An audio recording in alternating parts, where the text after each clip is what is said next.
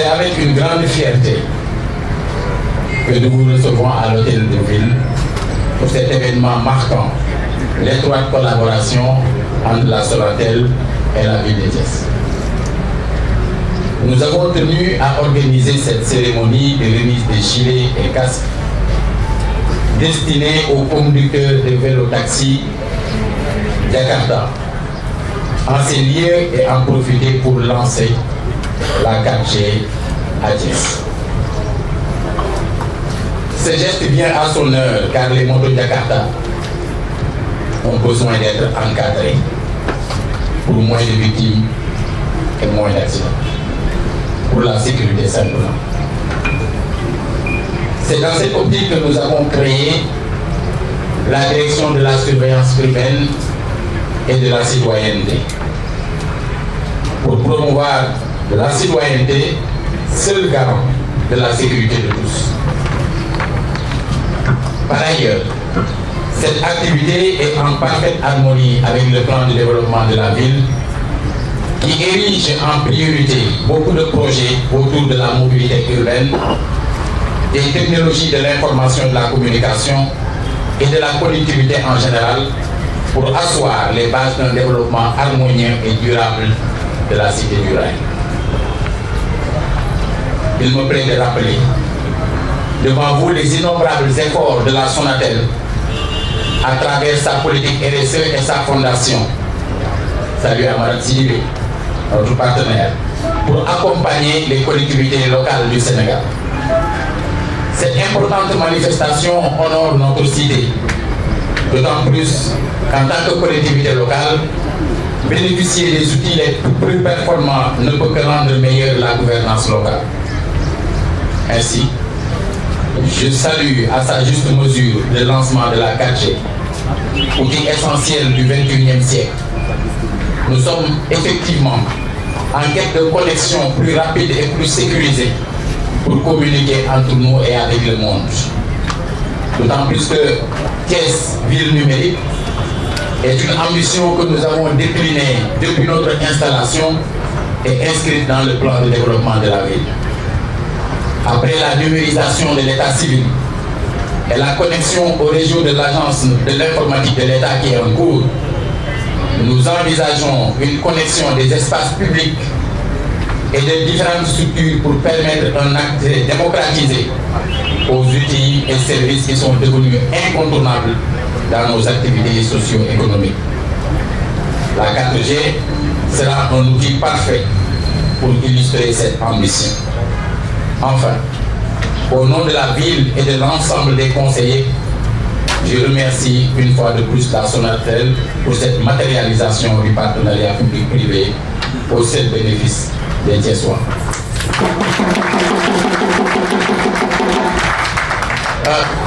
mbokk yi ni ko suñu waajur yi ubbee defe ko ci ñaan jataay bi jataay bu am solo la jataay bu am solo la ndax bi njëkk ñii nga xam ne dañoo tudd Sonatel di am diggante bu jege ak dëkk bi ñuy wax Thiès dañoo am ci seen biir liggéey loo xam ne ñoom dañ koy lancer di ko tàmbali ñu koy tàmbalee tey jii ci Thiès ñu tuddee ko 4G. maa ngi doon léegi le directeur de la communication ne ko ñun yaakaar bi ñu am ci 4G mooy mu songante kumpa ba kumpa def kan appui ndax àdduna xam-xam moo ko yor xam-xam ci xam la lalu Yonent bi sallallahu alayhi wa sallam dafa mas a am saaba yu ñëw ci moom laaj ko xam ak bañ a xam lu gën mun leen xam moo gën ñu ne ko xam lu bon ak bañ a xam lu gën mun leen xam lu bon sax moo gën bañ a xam kon lu mati xew kumpa moo baax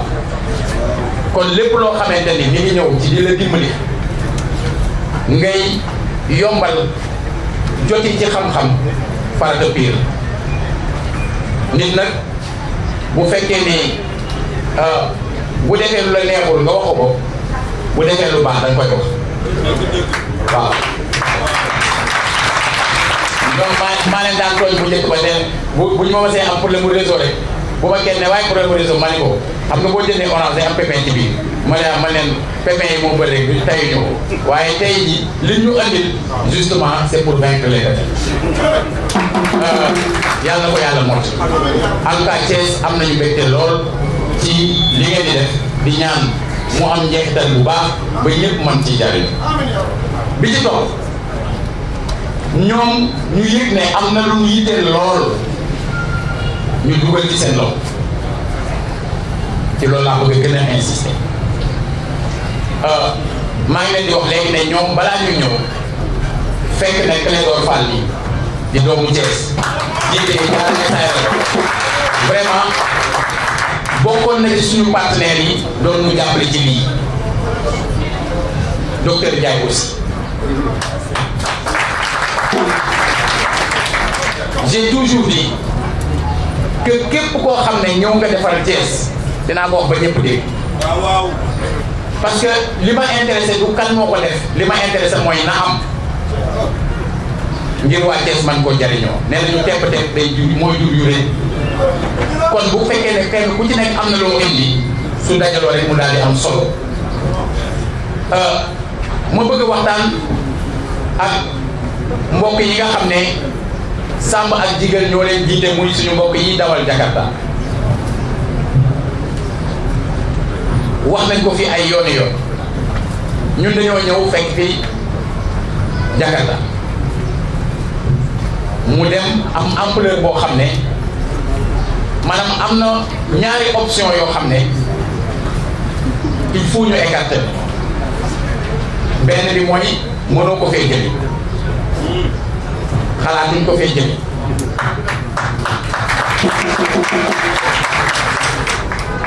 waaye am na beneen option aussi bu mënul nekk mooy bàyyi ko muy doxee ni muy doxee rek ndax baaxul ci kii dawal baaxul ci ñu ñuy dajeel ci tali bi baaxul ci citoyen kon faw ñu organiser leen faw ñu teg leen ci yoon faw ñu encadrer leen seen ñëw tey bi dafa bokk ci lu ñuy dimbali ca loola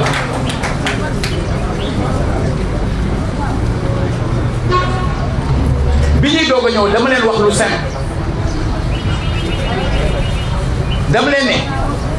en attendant yii doon mag am na loo xam ne kenn ku ci nekk bu dee da nga am sa métier te bëgg ko sàmm yaa koy defal sa bopp mooy tegu ci yoon ndax nit ki la ni dama yëngu ci lii ngir mën a toppatoo sama waa kër loolu mënoo lu dul rafetlu ko ndax xëy na am na ñoo xam ne bu ñu amoon beneen liggéey duñ dawal Jakarta te ñu ngi ñaan Sénégal di jóg ba toll foo xam ne nit ki ci boppam moo dul bëgg a def loolu buy dawal moto mu doon pour jox ay yitey boppam donte nag am na réew yoo xam ne boo fa demee nit ñi yore nañu seeni moto yore seeni casque di nekk ci liggéeyu service ñii bu nit commandé pizza wala leneen ak leneen ñu dem yóbbul ko loolu leneen la waaye bëgg loo yóbbu sa kër mayu la sañ-sañ nga mettre sa bopp en danger mettre yeneen citoyen en danger amul kenn ku mën a am licence amul kenn ku mën a am licence bu lay permettre nga mettre en insécurité ñeneen ñi nga bokkal am dëkk nit am nga ni nga amee sañ-sañu dund am sañ-sañu joti ci ay xéewal yoo toppatoo sa bopp toppatoo ko sa njaboot mais noonu nga amee aussi obligation di poser acte yoo xam ne du dugal ñeneen ñi ci danger kon bu ma leen waxee ne leen bu kenn jëlee ci jigéenu wéeru mais loolu c'est raisonnable bu kenn jël ku boot c'est raisonnable bu kenn jël plus d'une personne c'est raisonnable ça fait 3 ans que nous tenons ce discours maintenant c'est terminé gouverneur wax na ko appui bi su matee nit ki nga xamante ni dafa def yooyu dootu fi dawal te danañ jël matukaay yi pour que dootu fi dawal su ngeen bëggee nag mu continuer di am ngeen ñëw génn ma ci mairie maa ngi leen di xaar.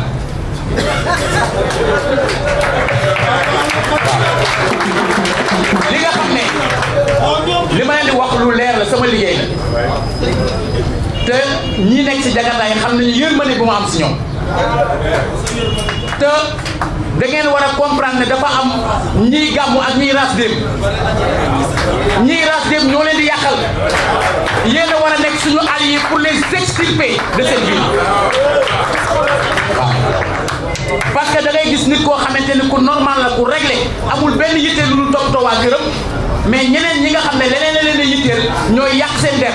mais moo tax waru leen a nangu nekk ay complice ñooñu kon suñu jógee di jël ay dispositions pour pouvoir vous identifier ngeen fexe ba ñu ràññee leen ngeen fexe ba nit ñi mën a am ay gas nit ñi mën a sol ay gilet ba bu kenn rombee ñu kii di woon. yéen bu ngeen gisee nit bu sol gilet bu dul moom te ngeen xam ko ngeen dénoncé ko à partir de ce moment là jour bu ñu nee ba milieu bi assainir nga xam ne ñi liggéey rek tax a jóg ñoo ci nekk bu boobaa léegi dëkk bi rek kenn newul accident do am puisque ñi yor oto sax dañ koy def mais au moins mu leer ne du sa coobare mu leer na ni jëm ngaa jàng dawal parce que kuy dawal lu am moteur da ngay jàng dawal dox sax da nga koy jàng. nit day dund ñu koy tekkee mais ku jàng dox kay waxatuma ni dawal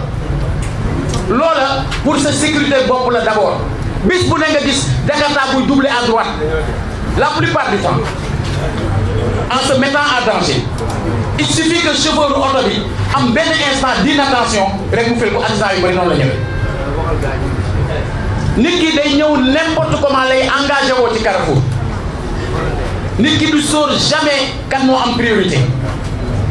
ensuite souvent xale yi dañuy jàngi ñeneen di war a traverser tali bi souvent boo jógee yow nga taxaw pour may leen sax tu les mets en danger pourquoi parce que da ngay taxaw ki sa ginnaaw war a bàyyi xel lu tax nga taxaw mais day dikk rek romb.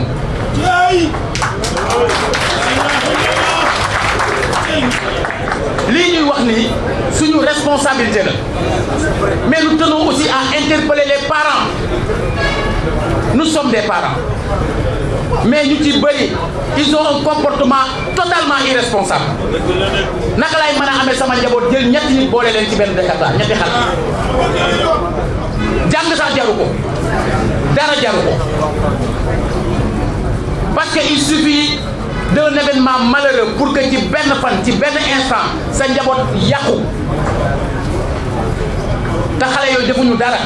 kenn laaju leen seen xalaat parce que nekkuñu ci moment bu ñu mën a formuler xalaat. donc li ñuy wax du pour xañ kenn lenn li ñu bëgg mooy nit ñi tegu ci yoon parce que bu ñëpp tegu ci yoon ci la ñëpp amee jàmm di ko mën a doxal pourquoi yeneen dëkk yi koy def mu jaar ci yoon pourquoi ñun mënuñu ko def xanaa ñun duñu ay nit comme ñoom lii moo waral ñu yëkkati kàddu yi di ko wax profiter ci occasion bi nga xam ne suñu partenaires yi may nañu ko mooy ñëw feelu waa Diarra SARL indi fi ay gas indi fi ay t-shirt gaa des na dina am ba léegi ñu amagul mais ni ma leen ne tepp mooy jur leen am nañ yeneen partenaire et ñi ngi wax ak yeneen partenaire pour que kenn ku ci nekk loo mën a indi ca loola nga indi ko ca loola en attendant que nit ki di am t-shirt au moins yii ma wax ne nañ ko bàyyi war na ko mën a bàyyi te maa ngi compter ci yéen pour que ngeen sensibiliser seen morom yi parce que loolu moo leen di permettre kenn du mën a arrêter seen liggéey parce que les autorités aussi yi nekk ci état bi am na matukaay yu jël parce que ñoom dañoo jot ay instructions ñun ci suñu bopp am na ay jëfe yoo xam ne war nañ koo def puisque am na ay forces yu war a ñëw appuyer la ville pour taxaw ci wàll woowu ñëpp xam nañ ne Thiès étant une ville carrefour dafa nekk une zone très accidentogène mais en même temps aussi nit ñi xam nañ ni saa yu amee opération conjointe police gendarmerie à Dakar pour génn fa les malfaiteurs Thiès lañu ñëw parce que Thiès mooy point bi leen gën a jege donc ñooñu bu ñu ñëwee dugg ci seen job yéen yàqaale seen der kon soyons une équipe ñun ak yéen ñu nekk une équipe avec waa Sonatel waa Diarra ak yeneen structures yi nga xam ne ñoo yëngu pour jàpp ci loolu je pense que suñ ko defee njariñ lay doon ci waa Thiès en tout cas bi ngeen fi ñëwee ba bi ngeen di dem yàlla suñu borom vraiment defal leen tawfeex bu baax a baax ba lépp tegu ci yoon ba jàmm ji yaatu ci biir Thiès jërëjëf. damay wax ne Sonatel dafa am mbégte teew fi tey ci turu Aliou Ndiaye directeur général Sonatel pour teewee ci bés bi. dañu ñëw nag ak délégation bu takku li dañ leen dellu si woon naa ci sànq di nasaraan direction générale indi la ñu takku fekk nañ fi aussi direction régionale bi mobilisé wu ñoom sax danaa yéen ñu leen gën a xam parce que témoignage yi ñu fi dégg sànq ñun en tout cas am nañ si mbégte trop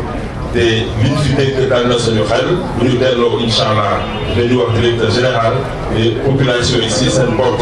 ñoom ñoo témoigner seen satisfaction aussi ñi nga xamante ne seen ay ndaw dañ fi teg ñu ngi leen di toppatoo bu baax ñu ngi leen di kii bu baax te bu fekkoon ne sax yéen da ngeen ko wax te gisuñu ko si résultat yi ñu indil duñ ko gëm waaye da ngeen wax ñu gis aussi résultat concret yi nga xamante ne chiffres yi ñoom ñu koy produire donc dafa méngoo ak li ngeen wax donc loolu dinañ ko yóbbu si directeur général di leen wax aussi ñoom mais Sonatel yéen ñu ngi leen di encouragé Ibrahima Tambouré ak équipe bi fi nekk yëpp. Sonatel dafa am lu ñuy wax responsabilité sociétale d'entreprise moo tax tey boo leen gisee cérémonie bi mën nañu wax ne ñaar la sax ndax dañu leen fi indi 4G ku wax 4G wax technologie xëy na 3G ngeen doon gën a dégg technologie mobile 3G 4G mooy technologie bi nekk après bu ñu indi ay coppite yu bees rapidité connexion seen mobile téléchargement ak yooyu defe naa étudiants yi ak journalistes yi bu ñu commencé expérimenter 4G dinañu gis li nga xamante ne da koy indi mu nekk nag loolu suñu cœur de métier Sonatel opérateur la donc buy indi réseau buy améliorer couverture loolu mooy liggéey waaye Sonatel dafa am juróomi priorité yoo xam ne daf si dugal RSE bi ma wax sànq responsabilité sociétale d'entreprise maanaam Sonatel dafa xam ne dafa am rôle bu am solo si réew mi di def ay résultats waa fakar la waaye aussi di dellu si askan bi di identifier ay problématiques de société pour jàppale leen si loolu moo indi ñu boole taf-tafal si cérémonie bi remise de gilet pour association Jakarta ñu ñëw rek en appui aux efforts yi nga xamante ne mairie Thiès ak le maire Talla Sylla mi ngi ko doon dox bu baax a baax xam naa ne li mu wax sànq bi yëpp kenn mënu si doon dara donc ñun dañu ñëw appuyer loolu si suñu politique bu RSE loolu moo indi ñaari cérémonie yi parce que Sonatel nekkul rek opérateur buy jaay wala def réseau dafa nekk opérateur responsable dafa nekk opérateur citoyen dañu ñëw Thiès nag pour bëgg a fi def fukki fan ak juróom incha allah Thiès moo ne Thiès damay wax région de Thiès donc cérémonie tey bi mooy dañu tàmbali tournée boobu nga xamante ne Sonatel pour gën a jagee askan bi partie prenante moom la ñu tàmbali fii à Thiès bu ñu paree cérémonie tey bi incha allah mardi talaata dinañu inaugurer bâtiment E bi nga xamante ne fondation Sonatel bi nga xamante ne mooy bras armé politique bu RSE Sonatel def ci 100 millions pour réhabiliter bâtiment E boobu du lycée Malick Sy pour accompagner état bi si concept bu ubbi tey jàng tey te nekk la réalité dans le lycée Malick Sy ñuy profiter si occasion bi également pour remercier le maire de Thiès bi nga xamante ne fondation Sonatel dafa am projet bu am solo toujours si politique RSE boobu buy tabax fii Thiès benn centre de gériatrie bu di lu am solo moom bu ci dox tànk tubéyam pour ñu fexe ba am benn terrain boo xamante ne dinañ ko mettre à notre disposition pour que ñu tabax centre boobu donc si turu président conseil de fondation Aliou Ndiaye ñu ngi gërëm monsieur le maire Talla Sylla si jéego yooyu nga xam ne def na ko bu ñu fi jógee aussi dinañu dem Pire ak Mékhé ak Tivaouane bien sûr gàmmu gi donc pour yeneen action RSE yeneen programme responsabilité sociétale comme ànd defar suñu gox wala lancement 4G Tivaouane ak yeneen ak yeneen. clients yi ak population yi dañu am solo parfois dañuy confondre moo tax direction commerciale aussi à partir de lundi altine di ngeen gis si terrain bi fii si Thiès ak si zone bi yëpp pour gën a jege clients yi gën leen a jege gën leen a expliquer lan mooy 4G expérience su 4G am na ñoo xam ne am nañ permis yoo xam ne mënuñu am 4G wala am yeneen produit service yoo xam ne ñu ngi koy jaay te xamu leen ko ñoom dinañ ñëw si terrain bi gën leen ko expliquer gën leen ko jàngal donc ñoom Ibrahima Tambouré ak ñoom Aliou Badara Faye dinañ ñëw sur le terrain à partir de lundi pour accompagner yooyu effort yi nga xamante ne ñun sur le plan institutionnel ñu ngi koy def ñoom ñu def ko sur le plan commercial pour gën leen jege askan bi loolu aussi c'était important ñu wax ko en résumé ngeen xam ne dañu tàmbali rek tey benn programme bu fukki fan ak juróom au moins à Thiès et dans la région de Thiès au service des populations pour renforcer cette proximité ak yéen pour accompagner l'effort des collectivités locales pour le développement économique et social de notre pays. Tout à l'heure dinañu remettre symboliquement ay gilets ak des casques de protection pour accompagner la mairie sur le plan civique pour que vraiment moom lu muy wax yëpp message bi lancé ñun ñu ko accompagner ko concrètement mu nekk ko jéego bu ñuy def rek boobu am na lu bari lu mu si def mais incha allah ni ma ko waxee sànq dinañu jël nañu engagement monsieur le maire accompagner la mairie de la ville comme ni ñu ko defee jusqu'ici pour que vraiment effort yi ngeen di def yëpp pour les populations de Thiès les populations de la région mu nekk une réalité maa ngi leen di gërëm di leen sant wasalaam. 4G réseau bu bees la boo xamante ne moom moo gën a baax 3G moom moo ko gën a gaaw moom mooy indi confort bu gën a baax tamit pour am 4G c'est très simple am na ñoo xamante ne fii nii am nañ ay téléphones yoo xamante ne mun nañ am 4G ñooñu dañuy dem juste agence Orange bu ñu demee ñu présenter seen téléphone dina leen may puce 4G ku ñu may puce 4G nag yow amatoo dara loo def da ngay ñëw connecté wu rek ci réseau bi te di nga gis ne ni ngay utiliser mooy gën a gaaw mooy gën a facile ci yow donc j'invite toute la population de Thiès ñi nga xamante ne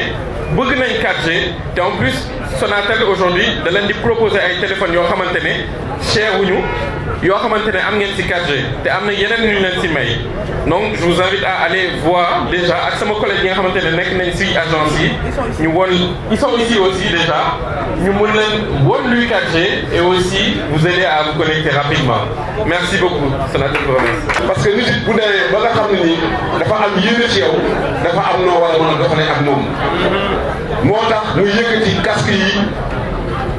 defal leen ko offert leen ko ci noo xam ne nii ci anam bu yomb la moo bëgg képp koo xam ne kii jox na la ko li may ñaan mooy bu ñu ko tàmbali woon tey jox ko ba mu jeex monsieur le maire bëgg naa bu subaa ne police taxaw ci kaw tali bi wax ni ku solul casque ñu jàpp la loolu man dama koy wax parce que dama ñoo defal loo xam ne rëy la te sécurité bi nga xam ne bii moom la monsieur le maire yéene mën na noo changer chambre à air mën na noo changer polo mais bopp nit gën mënu ko changer bu ko wéy laajal fi raw na dama bëgg ngeen dégg bu baax li may wax ak yéen nii nit su ma defalee lu baax da nga koy wax ci kanamu ñi ko def moo waral ma am sañ-sañu taxaw ci seen kanam di wax li may wax nii ma bëgg nag li nga xam ne ni yàlla def na ko tey jii ba monsieur le maire indi ko fii nu mu mën a toll ñi nga xam ne jox na leen ko na ngeen am ngor bu leen ko joxee na ngeen am ngor sol ko surtout casque bi nga xam ne nag dama ci insister toujours parce que lu ne mën nañ ko changer ba mu des bopp moom ma bëgg nag ngeen gën ci insister di santaat yàlla bu baax ci ñi nga xam ne moom lañu yàlla boole ba ngeen jëlee seen kàddu teg ko suñuy loxo ñuy jox ay jéego yoo xam ne à chaque fois ñu ngi xool lu leen di jëmale ca kanam monsieur le maire man ñi la am dafa koy wax ñëpp ku leen laal waaye na ngeen tegu ci yoon sama sëriñ daf ma ko wax booy défendre ay nit nañ teg ci yoon te ñaan naa yàlla yi li ñuy wax ni ñu teg ko ci yoon comme ni ko état du Sénégal defee may leen ay carte grise loolu lu am solo la tey jii monsieur le maire fexe na ko décrocher un partenaire ñëw teg ko seen kanam mu indi leen casque décrocher partenaire mu indi leen gilet indi leen assurance yaakaar naa li ci def moom mooy monsieur le maire damay ñaan dama lay doole di la ñaanal jàppale li may jàppale ci sama njaboot gii yàlla na ko suñu bopp bi fay maa ngi sant yàlla bu baax di jël ma doole ci tuuti ci wala ak sama mbokk Jakarta yi monsieur le maire wax na ko sànq mi ngi leen di rafetlu wax na leen mën nga leen fi jëlee mais dañ leen di organiser te boobu ba léegi mi ngi wax ay wax yoo xamante ni dafay dem mais taxul ñu ngi ci changement surtout ci circulation bi tey casque yi ñu leen indil ak gilet yi c'est pour votre sécurité et pour la sécurité des personnes que vous portez comment dire transporter du moins mais wax yi tout le temps dafay répété wu kenn waa ji taxawul fii léegi daf may dama koy tooñante moom souvent parce que au niveau des CDD des CRD dañuy wax tout le temps si Jakarta yi te dañuy gis ni pour changement bi daal ba léegi constaté gu na carrément xaw ma ne ndax ñi raxas la wala mais da ngay gis si circulation bi monsieur le maire a eu à l'évoquer poursuite dañuy demander sax ñu arrêté devant des écoles mais les Jakarta dañuy continuer di forcer la circulation ngeen ñaan sarax bi di laaj wala si suñu arrêté de circulation boobu oto yi du may élèves ngeen ñu jàll ngeen taxaw da leen koy ñaan parce que defe naa lu mel ne léegi yéen moom Thiès sax yéen ñun dañuy wax ni yéen moom da leen di ñaan leen te loolu ñëpp a ngi ciy jooju ñëpp a ngi ciy wax te lii ñu leen indil tey Sonatel indi leen ko pour jàppale leen pour seen sécurité la su fekkente ni gouvernement bi dafay wax ni nañu inciter si les motos Jakarta nañu sol casque loolu pour yéen la yéen ñi nga xamante ne yéen a ngi yéen ba pare ak ñi ngeen transporter. Et ce que la Sonatel vient de faire aujourd'hui, c'est dans le cadre de la responsable sociétale d'entreprise qui est en phase avec la volonté du chef de l'État et le directeur des transports routiers de voir chaque conducteur de moto Jakarta et celui du transport de porter le casque. Donc nous nous remercions vraiment pour cet acte noble et au nom du gouvernement et du préfet, vraiment nous nous encourageons pour ce partenariat et qu'il soit très fructueux. Merci beaucoup.